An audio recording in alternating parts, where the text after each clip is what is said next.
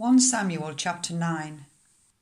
There was a Benjaminite, a man of standing, whose name was Kish, son of Abiel, the son of Zerah, the son of Bechorath, the son of Aphiah of Benjamin.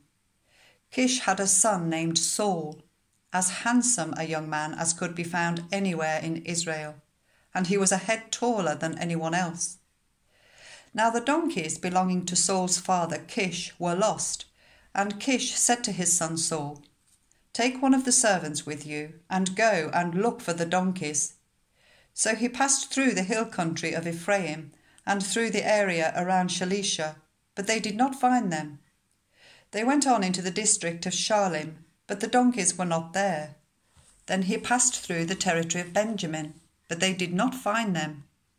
When they reached the district of Zuph, Saul said to the servant who was with him, "Come, let's go back, or my father will stop thinking about the donkeys and start worrying about us."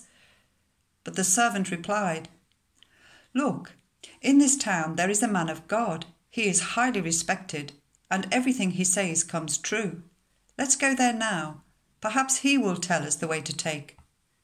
Saul said to his servant, "If we go, what can we give the man? The food in our sacks is gone. We have no gift to take to the man of God. What do we have?" The servant answered him again.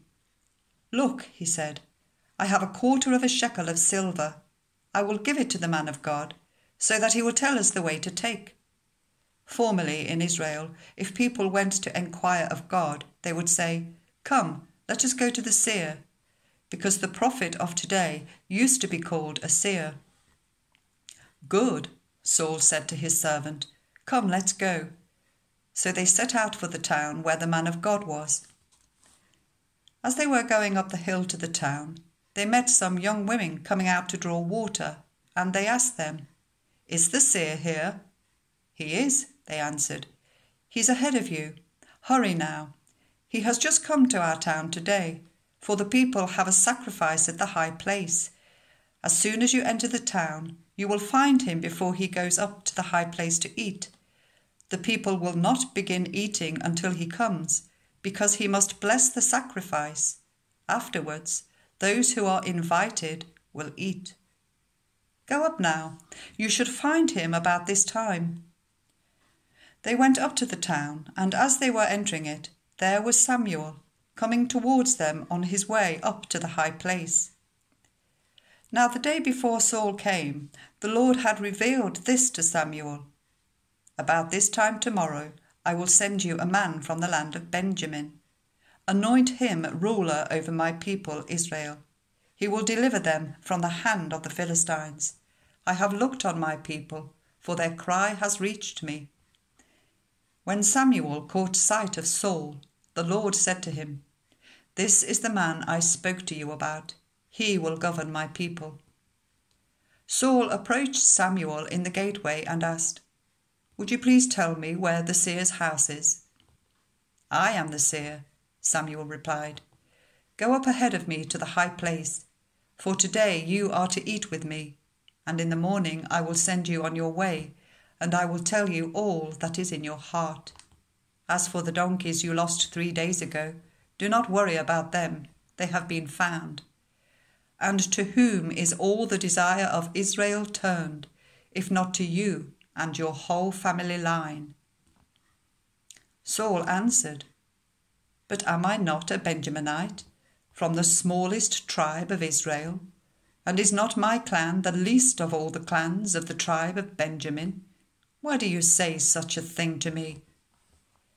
Then Samuel brought Saul and his servant into the hall, and seated them at the head of those who were invited, about 30 in number. Samuel said to the cook, "Bring the piece of meat I gave you, the one I told you to lay aside." So the cook took up the thigh with what was on it and set it in front of Saul. Samuel said, "Here is what has been kept for you. Eat, because it was set aside for you for this occasion from the time I said, 'I have invited guests.'" And Saul dined with Samuel that day. After they came down from the high place to the town, Samuel talked with Saul on the roof of his house. They rose about daybreak, and Samuel called to Saul on the roof, "Get ready, and I will send you on your way."